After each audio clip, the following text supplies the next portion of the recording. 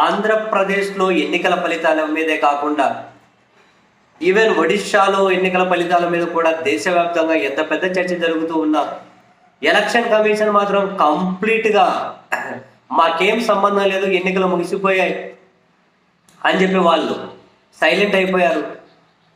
And ఆంధ్రప్రదేశ్లో అయితే ఇప్పటికీ కూడా పెరిగిపోయిన పోలింగ్ శాతం మీద ఎన్నికలు ముగిసే దగ్గర ఉన్న పోలింగ్ శాతం కౌంటింగ్ దగ్గర అంత ఎట్లా పెరిగిపోయిందని రకరకాలుగా ఆధారాలతో సహా చర్చ జరుగుతూ ఉన్నాం. ఇదేమీ పెద్ద ఎవరు పట్టించుకునే వాళ్ళు కూడా లేరు. ఈవెన్ రాష్ట్ర ఎన్నికల ప్రధాన అధికారిని కూడా కొన్ని మీడియా సంస్థలు సంప్రదిస్తే అవంతా మా పని కాదు, ఎక్కడికక్కడ స్థానికంగా ఉన్నటువంటి ఆ పరిధిలోనే చూసుకుంటారు, జిల్లా పరిధిలోనూ ఆ రీజనల్ పరిధిలోనూ చూసుకుంటారని చెప్పి ఆయన అంటున్నారు.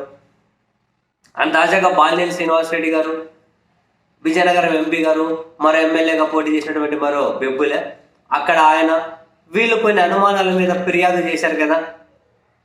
సో దాని మీద వివరణ ఇచ్చే కానీ, అంటే ఆ ఫిర్యాదుల మీద చెక్ చేసే కానీ ఎలక్షన్ కమిషన్ గ్రీన్ సిగ్నల్ ఇచ్చింది. ఈ నెల 19 నుంచి 24 మధ్య అని చెప్పి ఇది ఒక పెద్ద చర్చ అయితే జరిగింది. చివరికి దీనివల్ల ప్రయోజనం ఏమీ లేదు అని అనిపిస్తుంది. కారణం ఏంటి?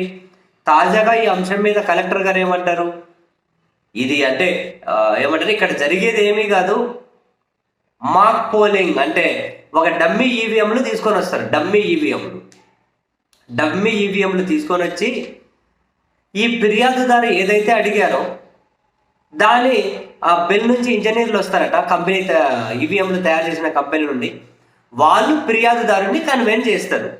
అంటే జరగబోయేది కన్విన్సింగే. ఫిర్యాదుదారు ఏదో ఫిర్యాదు ఇచ్చారు, ఇప్పుడు ఏమంటారు, ఆయనకు ఉన్నటువంటి అనుమానాల మీద ఫిర్యాదు ఇచ్చారు, దానికి టెక్నికల్గా ఏం ఎర్రర్ ఉండొచ్చు, ఏం ప్రాబ్లం ఉండొచ్చు అని మొత్తం బిల్ ఇంజనీర్లు దాని మీద ఒక మంచిగా అంత స్టడీ చేశారు. ఇప్పటికీ వచ్చి ఆ ఫిర్యాదుదారు స్థానికంగా ఉన్న కొన్ని అధికారుల సమక్షంలో వివరిస్తారు, వెళ్ళిపోతారు. అక్కడ ఫిర్యాదుదారు సాటిస్ఫై అవ్వకపోతే ఏంటి అన్నది దానికి సొల్యూషన్ లేదు. వాళ్ళు చెప్పేది కరెక్టా తప్ప అన్నది ఎవరు చూడాలి? ఫిర్యాదుదారికి అంత టెక్నికల్గా అంత ఏమైనా ఉంటుందా? అందులో డమ్మీ ఈవీఎంలు తీసుకొని వస్తారు, వాళ్ళ దగ్గర ఉన్నవే ఏవో డమ్మీ. దానివల్ల అయ్యేదేముంది, పోయేదేముంది? దానివల్ల రిజల్ట్ ఏం తెలుస్తుంది? నాకైతే దీనివల్ల పెద్ద ప్రయోజనం శూన్యమని అనిపిస్తుంది. అండ్ ఏమంటారు, ఈ డమ్మీ మాక్ పోలింగ్ అయిపోయిన తర్వాత కూడా ఏ ఒక్క అనుమానానికి సమాధానం దొరికే పరిస్థితి అయితే ఖచ్చితంగా కనిపిస్తలేదు.